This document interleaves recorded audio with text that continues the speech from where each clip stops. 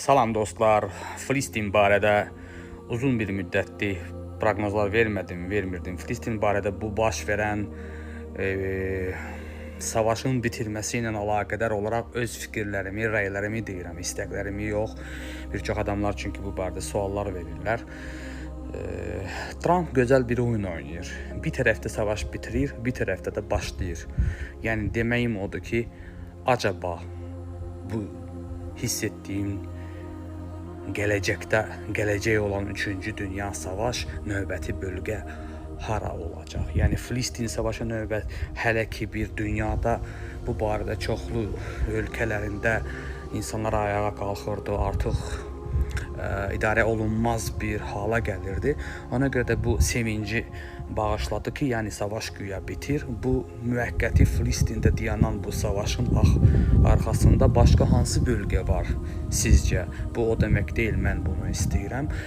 Yaşayaraq biz bunu görərik. Mən elə analiz edirəm. Dünyada gedən işləri, mənim də işim budur ki, analiz etmək hisslərimi deməkdir.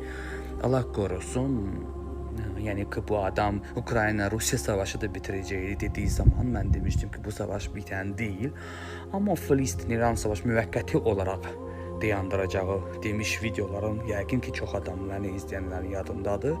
Bu həmən dönəmdəki İran savaşı da müvəqqəti, Filistin savaşı müvəqqəti halə ki saxlatdırıb. Çünki adam o boyda prezident də gəlib, əli çatan, əl altındakı bəzi ölkələrinə savaş dayandırması şov deyərdim ki, oyun oynayır və Allah qorusun. Yəni zamanda biz bunu görəcəyik. Çox şeylər var deyəcək olan, amma mən susmaqda özümə üstünlük verirəm. Allah qorusun. 3-cü dünya savaşı hansı şəkildə bir tərəf saxlatdıraraq, insanlara güldürərək, sevinc bağışlayaraq, bir tərəfdən də başqa bir bölgələrdə bunu başlatmaq istədiyini düşünürəm. Bu mənim şəxsi fikirlərimdir. Yaxın zamanda biz bunu görəcəyik. Təki olmasın. Yəni ki, bəd xəbər deyirlər, nələr deyirlər. Bizim işimizdə hiss etdiklərimi deməkdir. Yəni dərhal başqa bölgələrdə də savaş qalxdığı təqdirdə bütün dünya sivilləri bu son aylarda olduğu kimi ayağa qalxıb desə ki, bu savaş olmamalı, okey, 3-cü dünya savaşı gecikdirmək şansı var. Amma bunu edərmi, etməzmi dünya sivilləri? Demişdim, yadındadır ki, Avropada, dünyanın bir çox yerlərində içində gərginliklər, belə insanların ayağa durmalar olacaq və bunun arxasında böyük savaşlar gələcək. Həmən dönəm yaşayırıq deyə bunu xatırladıram. Allah qorusun.